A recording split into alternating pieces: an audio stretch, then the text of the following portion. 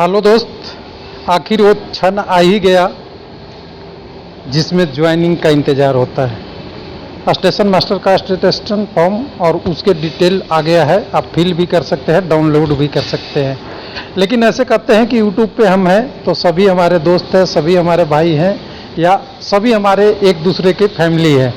लेकिन कई बार फैमिली में भी कुछ ऐसे रिलेशन होता है जिससे गले मिल के बात होती है। वही क्षण आज है ज्वाइनिंग में हम बात करने वाले हैं। तो कहेंगे तो कुछ लोग कहेंगे कि क्या है।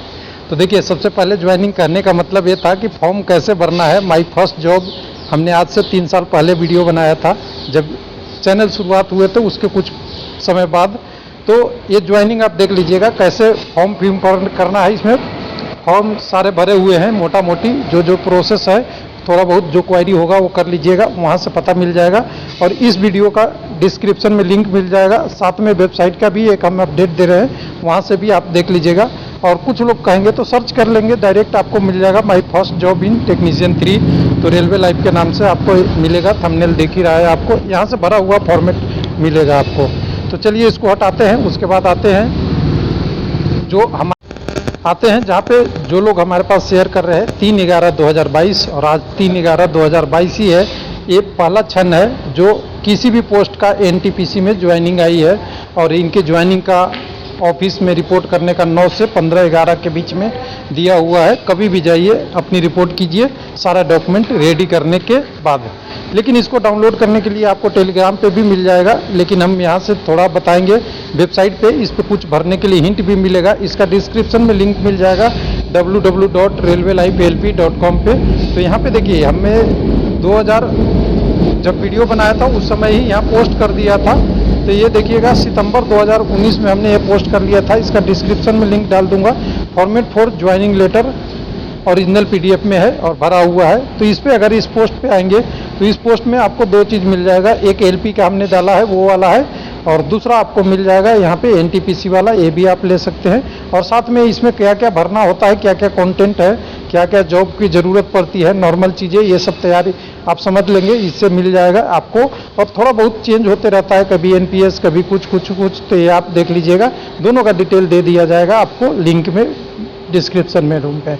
अब यहाँ पे देखिए होता क्या है कि जब यहाँ पे आप भरने जाते हैं तो बहुत लोगों में घबराहट होती है, क्या करना है क्या नहीं करना है। लेकिन सबसे बड़ी चीज़ है कि आपको ओरिजिनल चीज़ें भरनी चाहिए। गलती होती है तो बाद में सर्विस में दिक्कत आती है, और वो चीज़ें आपको यहीं पे सुधार करना हो। कोई का एजुकेशन का इशू है, कोई डिटेल इशू है, कुछ पुलिस वेरिफिकेशन का है। और पुलिस वाले इशू किसी को कहते हैं कि एफआईआर दर्ज है, तो देखिए एफआईआर क्रिमिनल रिलेटेड या कोई गलत कामों से रिलेटेड होता है। कोई घर द्वार के झगड़े या खेती बाड़ी से रिलेटेड, ये सब चीज़ों का कोई ज़्यादा इशू नहीं पड़ता। केवल आपका ऐसा नहीं हो कि कोई क्रिमिनल टाइप के हो, उसमें आता है, बाकी कोई चीज़ नहीं है। अब क्या क्या करना है, देखिए क्या क्या लेना है, सारी चीज़ों को करना है।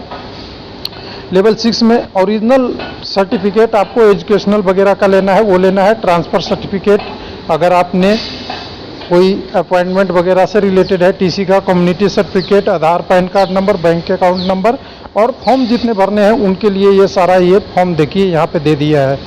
इंक्वायरी फॉर्म आपको भरना है, attestation form, declaration for identity certificate, जिसके बारे में हमने उसमें जो ब्लॉग पे पोस्ट डाले हैं उस पर भी है। आपको पर्टिकुलर डिपेंडेंट फैमिली मेंबर के डिटेल भरना है। आपका परफॉर्मा ऑफ कम्युनिटी सर्टिफिकेट, अगर ओबीसी एससी है, यूआर वाले के लिए नहीं। उसके बाद आकर आपके पास जो चीज़ें और डिटेल है वो नो ऑब्जेक्शन सर्टिफिकेट, अगर पहले आप जॉब में है तो सब भर के ले जाना है। तो सबसे पहले होता है अटेस्टेशन फॉर्म, ये आपकी पर्सनल जानकारी है। इसमें आपके अपने और अपने फैमिली एड्रेस सब कुछ आप भरना है, टोटल डिटेल आपको भरना है। और ये भर लेंगे आप आराम से, पेन से ही भर के ले जाना है। लेकिन इशू कहाँ आती है वो चीज़ मैं करके चलता हूँ। मदर, फादर, ब्रदर, स्पाउस, सबका नाम भरना होता है, ये ध्यान रखिएगा। सारा चीज़ आप डिटेल सही से भरेंगे, इसमें कोई कंफ्यूजन नहीं लेना है। और एक सजेशन और है कि जिन लोगों के पास ये आता है, पहले इसकी 2 कॉपी करा लीजिए, मतलब 2 कॉपी में फोटो कॉपी करा लीजिए, और फोटो कॉपी में ही भरिएगा पहले। और जब फाइनल हो जाए तब इसको आपको ओरिजिनल पे भरना चाहिए, जो अच्छे से भर सके आप, उसको ध्यान रखना है। उसके बाद आपको पहचान मार्क वगैरह देना है, डिक्लेरेशन देना होता है। ऑफिस में फील्ड होगा, ये जो भरना है वो ऑफिस वाला तो आपको भरना नहीं है। फिर उसके बाद डिक्लेरेशन बाय कैंडिडेट बहुत इजी है, इसमें आपको साइन करके देना है जो भी आपकी स्टेटस है वगैरह वगैरह वगैरह। ये देखिएगा मैरिड अनमैरिड वाला है, आप वाइफ लिविंग है, ओनली वाइफ है, 2 शादी किए हैं तो आपको ज्वाइनिंग नहीं मिलेगा वगैरह वगैरह, ये सारी चीज़ें है। उसके बाद आपका सॉफ्टवेयर रेलवे का इंक्वायरी ऑफिस है। कुछ लोगों का ये आएगा कि ये दूसरे रेलवे में यूज हो सकता है क्या, तो बिल्कुल हो सकता है, ये नाम चेंज रहेगा, बाकी सारी चीज़ें लगभग यही रहती है। तो नाम का इशू रहता है तो अपनी ज्वाइनिंग अपने से ले, हाँ डॉक्यूमेंट इससे लेके आप ये एडिट करके आप अपने हिसाब से बना सकते हैं, पहले से तैयारी करना है किसी दूसरे आरआरबी का उनके लिए। तो ये आपका हो गया इंक्वायरी फॉर्म, इसमें आपको सारा चीज़ आपको डिटेल देना है, क्या क्या भरना है, बहुत आसान है, बहुत दिक्कत नहीं है, लेकिन पेशेंस रखना है, समझ के भरना है। उसके बाद आपका आता है particular for all family member of candidate, और यहाँ पे आपको डिटेल दे देना है जितने फैमिली मेंबर है उनके बारे में। उसके बाद अंडरटेकिंग दे देना है।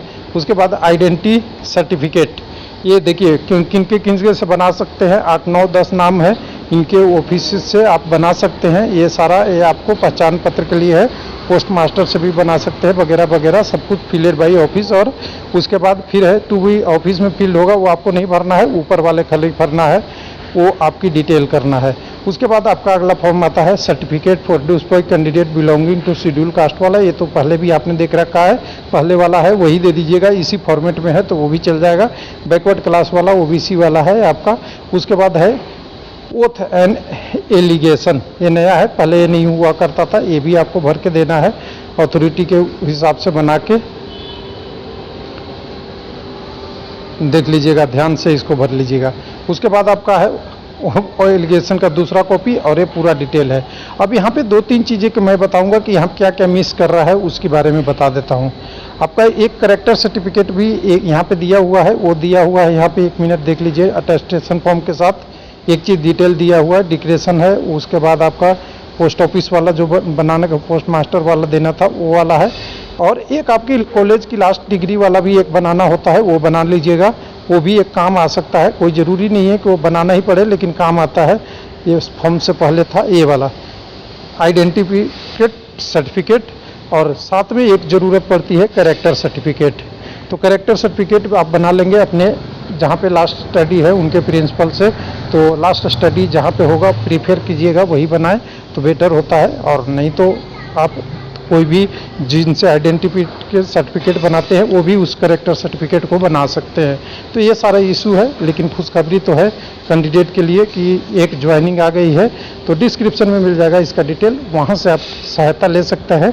और रेलवे सर्च करने के लिए मेरा पहला जॉब यानी कह सकते हैं, सर्च कर सकते हैं आप, 1 मिनट, माई फर्स्ट जॉब शायद आपको मिल जाए।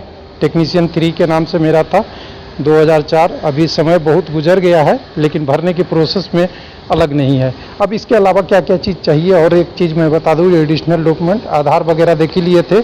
एनपीएस के लिए चाहिए आपको एक तैयारी, एनपीएस आपको बनाना है तो यहाँ पे ले जाना पड़ेगा आपको बैंक का चेकबुक, बैंक का चेकबुक क्रॉस लगती है, ये ले लीजिएगा। और अपना आधार नंबर तो सब जगह ले ही जाना है, ये वाला डिटेल भी एक आप लेके जाएंगे तो बेनिफिट रहेगा। फिर एक जगह पेरेंट का 2 जगह से साइन करना होगा पुलिस वेरिफिकेशन के लिए, वो भी आप जो अटेस्टेशन फॉर्म में है वो 2 अपने ऐसे जानकार को बताइएगा जो पुलिस जब पूछेगी तो वो अपनी जानकारी सही दे दे, वो भी ध्यान रखिएगा। थैंक यू, धन्यवाद।